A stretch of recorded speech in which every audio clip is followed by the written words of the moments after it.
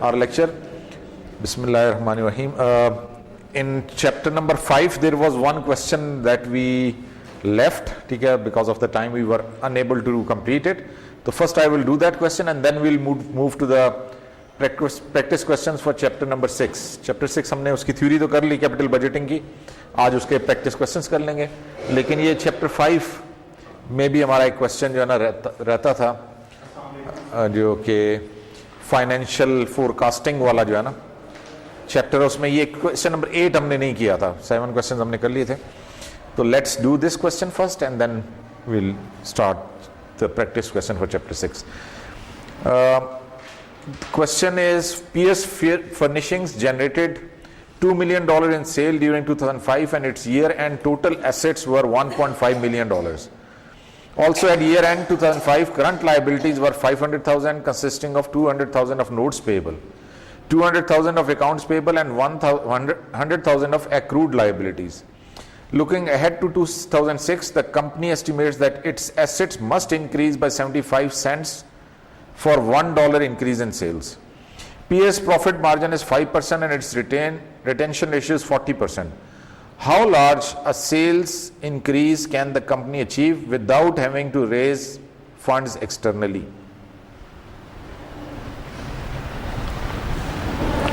जी, question पढ़ के एक तो ये पता चल रहा है कि जो डाटा हमें गिवन है that is relevant to AFN equation, ठीक है ना. वो सारी चीज़ें इसमें दी हुई हैं, प्रॉफिट मार्जिन दिया हुआ है, increase in sales,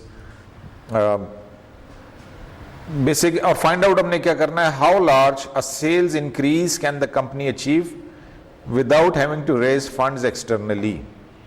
without having to raise funds externally का मतलब है AFN 0 अगर हो, ठीक है. AFN अगर हमारा 0 हो और तो हमारे पास S1 कितना हो जाएगा. बेसिकली हमने S1 फाइंड आउट करना है. करंट सेल्स गिवन है ना, $2 million is the current sale. Current sales given है. How large a sales increase, तो S1 माइनस S0 डिफरेंस जो है वो हमने फाइंड आउट करना है. तो S1 अगर मिल जाए तो ये हमारा मसला हल हो जाएगा. तो S1 हमें AFN की इक्वेशन से मिल सकता है. So let's first put down the equation. This is the equation for AFN, ठीक है. A star divided by S0 multiplied by delta S minus L star divided by S0 multiplied by delta S minus M S1 RR. ये सारी चीज़ें इसमें से अब हम जो चीज़ें हमारे पास गिवन है वो हम इस इक्वेशन में पुट इन कर लेंगे. AFN इक्वेशन तो हमें पता ही है. अब इसमें जो गिवन है चीज़ें, पहली एजम्पशन हमारी ये है कि जी हमें we don't have to raise fund externally, कोई फंड हमें बाय, इसका मतलब AFN 0 हो गया, एडिशनल फंड नीडेड जो है वो 0 है. तो इसलिए हमने AFN को 0 ले लिया, $0. अब इसके अंदर रहते हुए we have to find out the S1 so that we can find out the difference. अच्छा, एक चीज उसने ये बताई है, A star divided by S0 किसको किस चीज को ये इंडिकेट करता है. A star divided by S0 कितने एसेट्स चाहिए होंगे फॉर इंक्रीज इन सेल्स, ऐसा ही है ना. तो यहां पे अगर आप देखें क्वेश्चन में उसने एक चीज मेंशन की है, लुकिंग अहेड टू 2006, ये वाली लाइन अगर आप देखें, looking ahead to 2006 the company estimates that its assets must increase by 75 cents of every $1 increase in sales. अगर $1 इंक्रीज सेल में होगी तो उसके लिए 75 सेंट्स की आपको इन्वेस्टमेंट इंक्रीज करनी पड़ेगी. ये इसका ये मतलब हो गया. इसका मतलब ये हुआ कि ये जो A star divided by S0 है, दिस इज 75 सेंट्स. कितने ये A स्टार S0 क्या इंडिकेट करता है, कितने हमें एसेट्स चाहिए होंगे फॉर इंक्रीज इन सेल, यानी सर्टेन इंक्रीज इन वो एसेट्स जो सेल के साथ साथ इंक्रीज करते हैं. तो वो ये कह रहा है कि जी जो भी आपके सेल बढ़ेगी उसके साथ 75 सेंट्स के आपके एसेट इंक्रीज करेंगे. तो इसलिए हम वहां पे we just can directly take this value 75 cents हमने वाले ली. डेल्टा एस नहीं पता, हमने यही तो फाइंड आउट करना है. S1 minus S0 is delta S ना, तो डेल्टा एस तो हमें गिवन नहीं है, उसको एज इट इज छोड़ दें. Minus L star divided by S0, वो लाइबिलिटीज जो सेल के साथ इंक्रीज होती हैं वो दो ही हैं. कौन कौन सी हैं वो लाइबिलिटीज जो सेल के साथ इंक्रीज करती हैं? Account payable, account accrued expenses, ये दो है ना. तो ये दोनों आप वैल्यूज देख लेंगे, दी हुई हैं उसने हमें. वालेकुम अस्सलाम। टोटल करंट लाइबिलिटीज हमारी 500,000 की हैं, ठीक है। उसमें से 200,000 नोट्स पेबल, ये तो निकालने हैं, नोट्स पेबल तो इसमें नहीं आते, वो जो एल स्टार है। 200,000 of accounts payable and 100,000 of accrued liabilities, ये दोनों ऐड कर लें तो 3 लाख बन गया ना। यानी हमारा जो L star divided by S not है वो 3 लाख हो गया। तो 300,000 वो वैल्यू हमने यहाँ पे ये एल स्टार की वैल्यू ये डाल दी है 300,000 डिवाइडेड बाय एस नॉट, वो गिवन है करंट सेल्स 2 मिलियन की करंट सेल्स हैं। डेल्टा एस नहीं पता, फाइंड आउट करना है, माइनस एम प्रॉफिट मार्जिन दिया हुआ 5%, तो 5% इज 0.05 मल्टीप्लाई बाय S1 यानी इंक्रीज इन सेल, वही तो हमें पता नहीं है इसलिए हमने उसको S1 ही ले लिया। आगे जो रिटेंशन रेशियो है वो 40% है, प्रॉफिट में से सेल्स का 40% हम रिटेन करेंगे तो 0.4 आ गया। इस इक्वेशन को आगे आप सॉल्व कर लें तो मसला हल हो जाएगा। पहले हमने क्या करना है, हम पहले डेल्टा एस यानी इसमें से एक चीज सॉल्व हो रही है, ये वाली 300 डिवाइड बाय 2 मिलियन, तो ये हमारे पास 0.15 है, ये तो एज इट इज हमने ले लिया। इसको सॉल्व करके 0.15 डेल्टा एस, और ये जो पूरा आ रहा है 0.05, हाँ वो 1 कंसीडर किया गया है, नहीं दिया हुआ 2 मिलियन।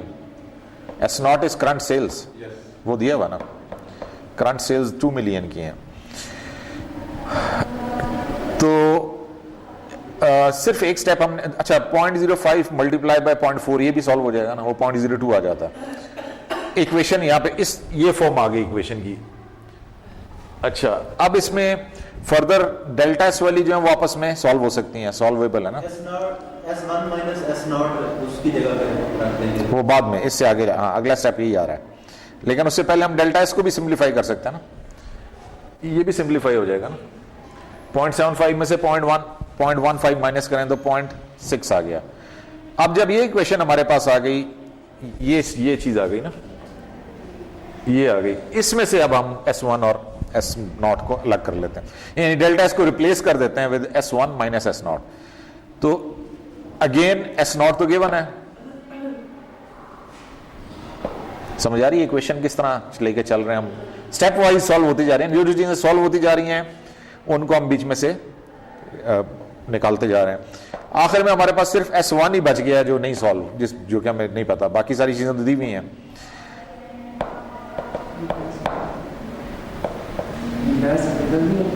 डेस्क किधर हो सकता, नहीं हो सकता, हो सकता है वैसे,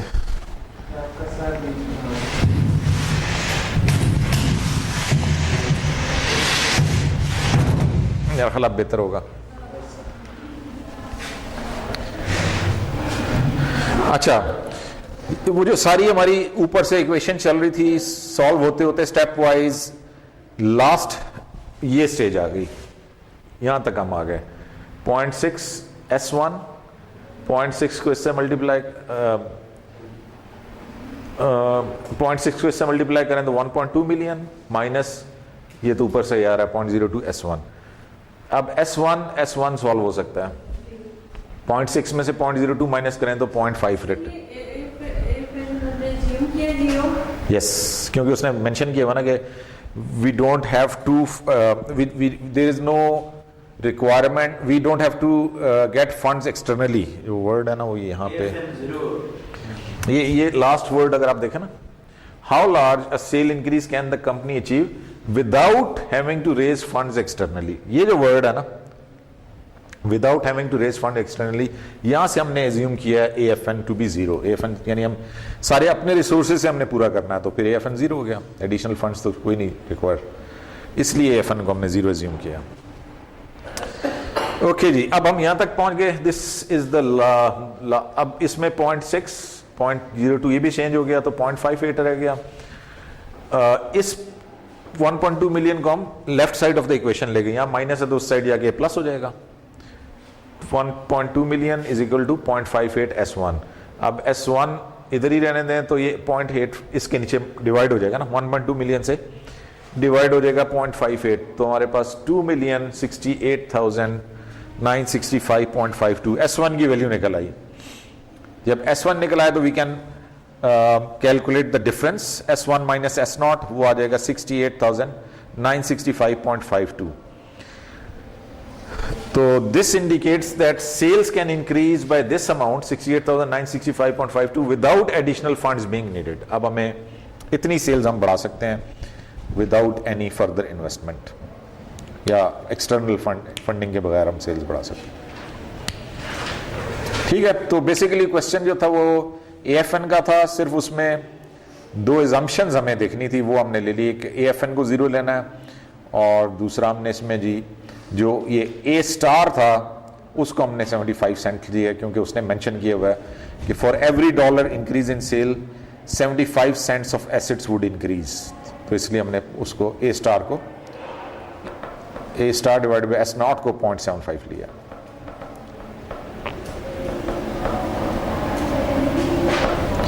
हाँ जी, क्लियर है.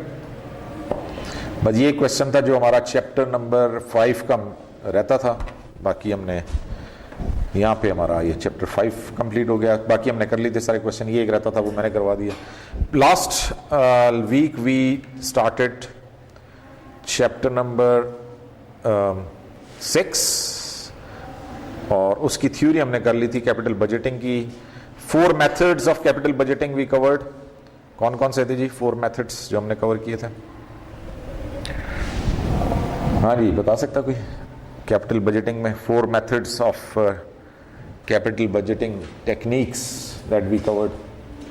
पे back period, discounted pay back period, NPV which is net present value, IRR, internal rate of return. ये 4 मेथड हमने किया था ना. तो आज उन्हीं के क्वेश्चंस करते हैं कि जी किस तरह के यानी किस तरह से ये टेक्निक्स यूज होती हैं, how these techniques are used. So here is a scenario. You must analyze 2 projects X and Y. Each project costs $10,000 and the firm's weighted average cost of capital is 12%. The expected net cash flows are. ठीक है, these are the 2 projects X and Y. In 2 projects की हमने करना क्या basically cash flows हमारे पास given है. We have to calculate NPV, payback and discounted payback. Once we have calculated, then we have to answer these questions. Which project should be accepted if they are independent? Which project should be accepted if they are mutually exclusive? चलें जी, पहले इसका पे back calculate कर लें project X का.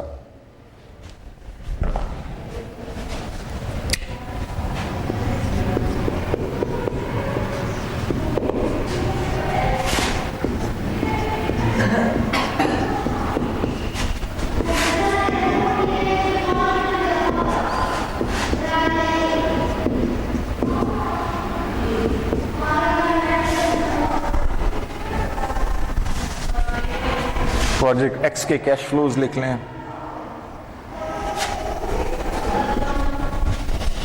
One, two, three, 4.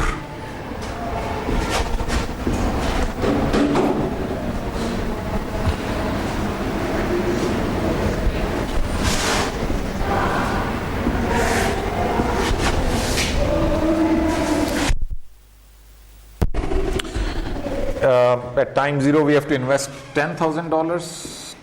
$10,000 हमने invest किया. Time 1 पे 6,500 हमें रिटर्न मिल गया. 6,500, 3,000, 3,000 और 1,000.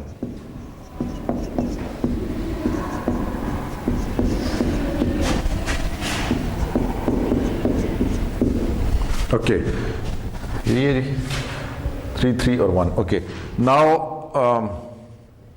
क्यूमुलेटिव कैश फ्लोज -10,000 प्लस 6,500 -35 रह जाएगा. -35 प्लस 3,000 500 -5 प्लस 2500 पॉजिटिव आ जाएगा. चलें, वैसे आगे ना भी जाएं तो पे बैक में यहाँ तक ही हमेशा ही होता है. ठीक है. Okay, now the formula for payback period is A, क्या था जी, A plus B divided by C. A plus B divided by C. A value कौन सी है? The last year when we have a negative cash flow. ये है ना last, second year, third में positive हो गया, तो ये हमारी A is this value 2. Okay, B is how much amount is required for break even? ये 500 हमें चाहिए इस ईयर में फॉर ब्रेक इवन, तो ये हमारे पास B आ गया. C, what is the cash flow in the next period? 3000. जी कितना आ गया?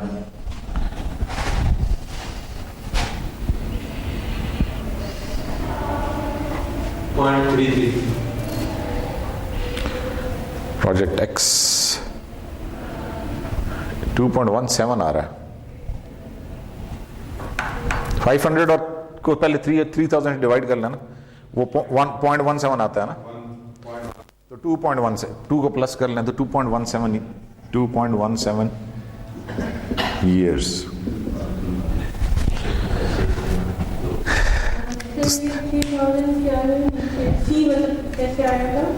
Cash flow following the last year when we have negative cash flow, जिस यानी सेकेंड ईयर में हमारे पास नेगेटिव है ना, तो थर्ड ईयर में हमारा कितना होगा कैश फ्लो, वो है सी, दैट इज सी.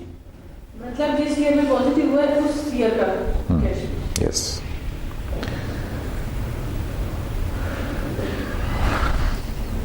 चलें जी, अब आप करें ना जरा, दूसरा आप निकालें प्रोजेक्ट वाई. ये वाले क्वेश्चन, ये फार्मूले के बजाय इसको ग्राफिकली भी तो हम नहीं कर सकते कि नेगेटिव से पॉजिटिव में जा रहा है, तो उस पे ये कर सकते हैं, वो ग्राफ बनाना चाहे वो भी बना सकते हैं. वैसे सर ये क्योंकि ए बी सी इनको याद रखना थोड़ा मुश्किल होता है. उसमें कैसे करेंगे?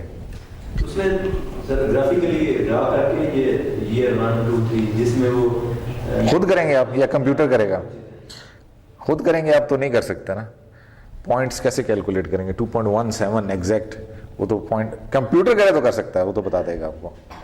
रेशियो से कि ये 2 पे नहीं है ना, इवन तो नहीं है, इवन नहीं है ना, अनइवन कैश फ्लोज है ना. किसी में आप देखें ना, पहले साल में 65 है, फिर 3000 है, फिर 3000 है, फिर या तो सारे बराबर आ रहे हो ना, फिर तो आप रेशियो भी निकाल लेंगे कि सब सालों में सेम आ रही है. जब ऊपर नीचे हो रहे हैं, वही मैं कह रहा हूँ ना, ये तो मुश्किल काम, मुझे कोई समझाने की कोशिश करें जो मेरी समझ में नहीं आया.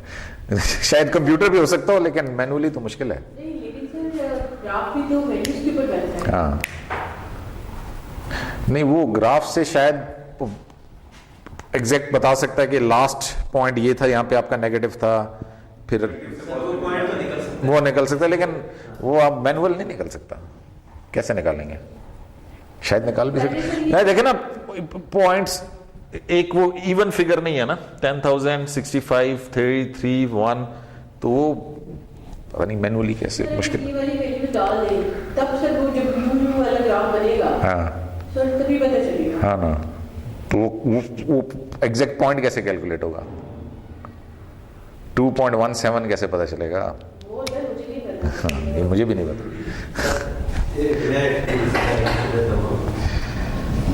डेमो जी.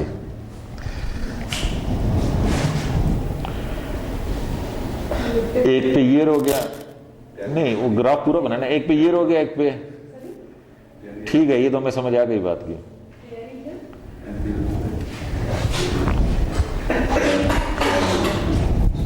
एक पे टाइम आएगा, एक पे रिकॉर्ड वो आएगा ना, कैश फ्लोज.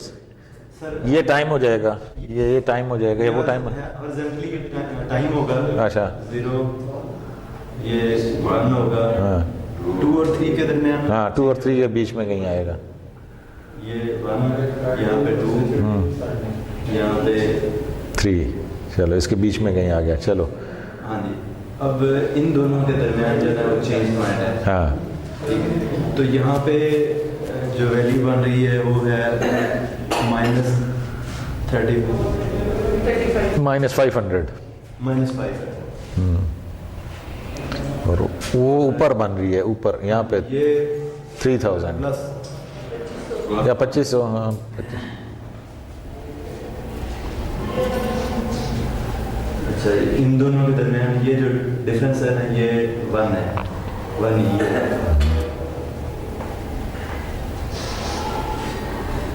तो ये 2500 आगे फिर उसी पे आ रहे हैं आप. यही करना पड़ेगा ना. एक बार हम इसको तो आपका मेंटल मैथ है ना यहाँ से वो चल रहा है, लेकिन सर एग्जैक्ट 2.17 कैसे आएगा ये? यही करना पड़ेगा। तो सर ये इस चीज को एक बार हम ना हाँ। हमने ये डिस्टेंस एक किस्म का ना ये चीज कैलकुलेट करनी है कि ये कितना पीरियड है। हाँ यही अगर ये 2500 प्लस ये 500 ये टोटल हो गया 3000, ठीक है। 3000 जो है ना वो बराबर है 1 के।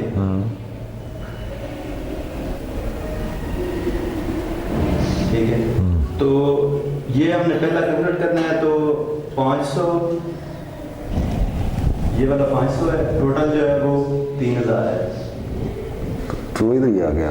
ठीक है, तो ये जो है ना इसको हम डिवाइड करेंगे और इसमें ये वाला जो है ना ये डिस्टेंस ये पहला ये क्या हुआ है? कर देंगे। नहीं, वैसे सर मैं उस फार्मूले के अलावा मैं बात कर रहा था कि ग्राफिकली भी ये सॉल्व लेकिन वो बात उधर ही चलेगी ना, फिर यही आ गया आगे। ग्राफिकली करें या जैसे भी करें। ये जो पीरियड है इसकी रेशियो जो है ना हाँ। 5/3 बनती है। हाँ मतलब ये चीज जो है इसकी ग्राफिकल वो बनेगी। ठीक हो गया जी। कंसेप्ट हाँ हाँ करना पड़ेगा, ठीक है। उसको विजुलाइज करना हो तो ठीक है, विजुलाइजेशन। ग्राफिकली चीज है कि हमारे वो काफी यूज होती है, क्योंकि कई जगह पे हमारी ना जो चीज होती है वो पॉजिटिव जा रही होती है, कटिंग में अच्छा जा रही होती है, तो वो फिलिंग में जा रही होती है। हाँ। वो हमने इंटरमीडिएट वो पॉइंट कैलकुलेट करना होता है कि वो किस आरडी पे किस रिड्यूस डिस्टेंस पे जाके आएगा वो पॉइंट। ठीक, तो उसको हम ये ग्राफिकली कर लेते हैं उसको, ठीक है। अच्छा प्रोजेक्ट वाई का पे back period, payback period for project Y. Okay, so minus 10,000, 35 ये तो सारे इवन है। 3,500, 3,500, 35, 35. Cumulative cash flows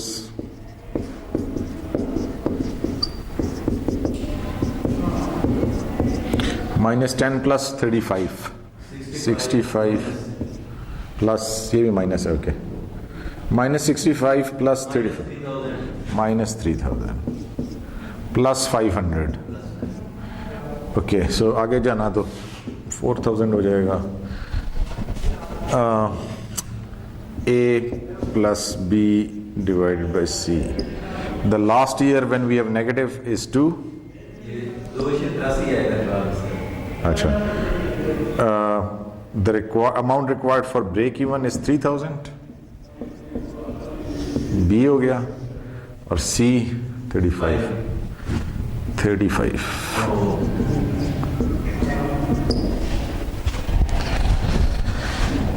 क्या होता है जी?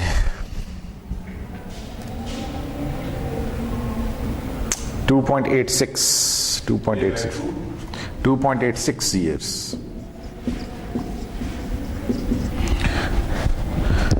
अगर दोनों में से हमने एक प्रोजेक्ट को सिलेक्ट करना है तो प्रोजेक्ट एक्स का था 2.17, प्रोजेक्ट वाई का है 2.86। प्रोजेक्ट एक्स को सिलेक्ट करेंगे अगर if we are using pay back period, तो then project X will be preferred over project Y. अच्छा जी, discounted pay back period for project x.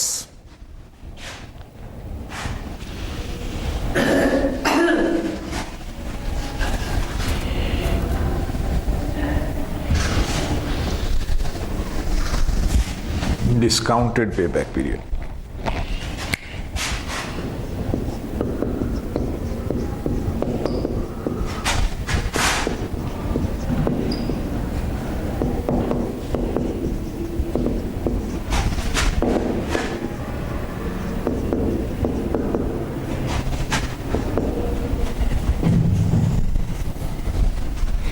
So one step will be added. We have to find out the present values for these cash flows, PVs, cash flows.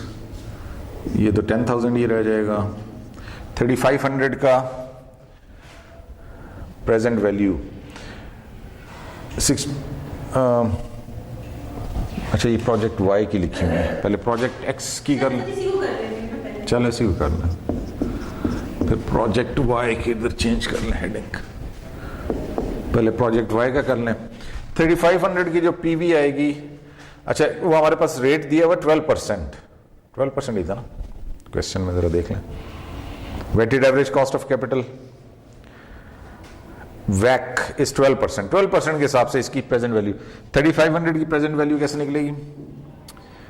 3500 divided by 1.12 raise to the power 1,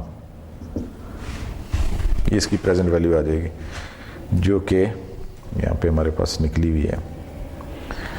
project 3125 similarly next value 2790,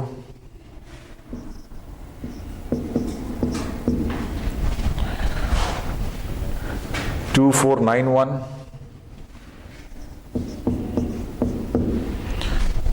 और last one is 2224.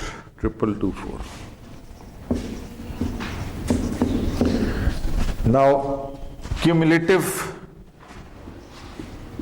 PVs.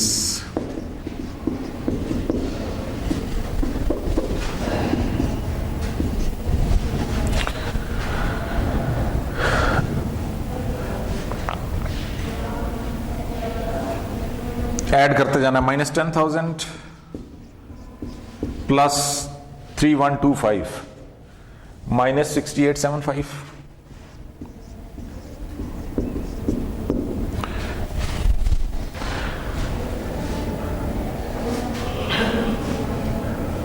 -6875 plus 2790 4084 या 4085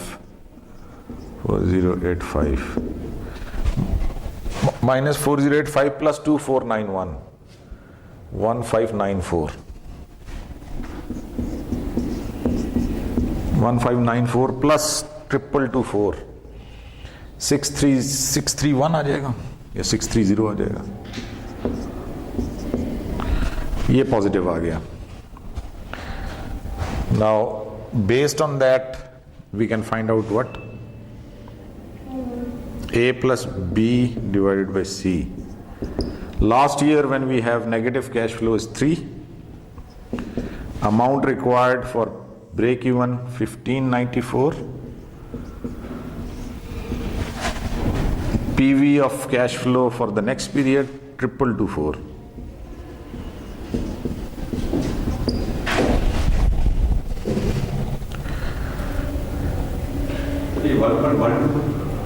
जी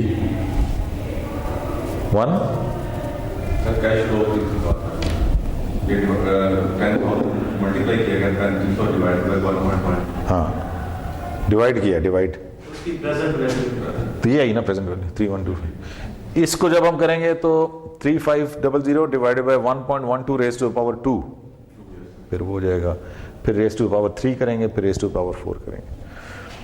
ये आ गया जी 3.72 years. अच्छा यहां पर ही हमने NPV भी निकाल लिया वैसे बाय द वे, इसी का नेट प्रेजेंट वैल्यू भी आ गई है। नेट प्रेजेंट वैल्यू क्या है? सम ऑफ ऑल पीवीज, है ना? तो ये सम ऑफ ऑल पीवीज ही किया ना हमने, तो ये आया sum of all PVs is this is NPV for project Y. दो काम हमने कर लिए यहां पे, एक ही तीर से दो शिकार हो गए।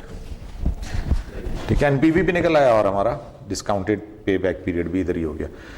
अब इसी तरह से हम प्रोजेक्ट एक्स का कर लेते हैं, फिर उसका कंपैरिजन कर लेंगे कि कौन सा which one of these two will be accepted और रिजेक्टेड। तो प्रोजेक्ट एक्स का आप कैलकुलेट कर लेते हैं।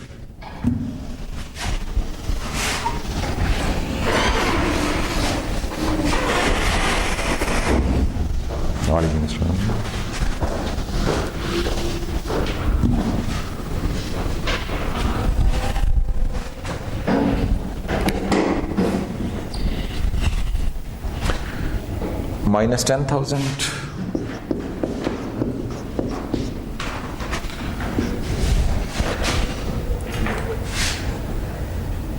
minus 65, oh sorry, 65, 3, 3 or 1. 6,500, 3,000, 3,000,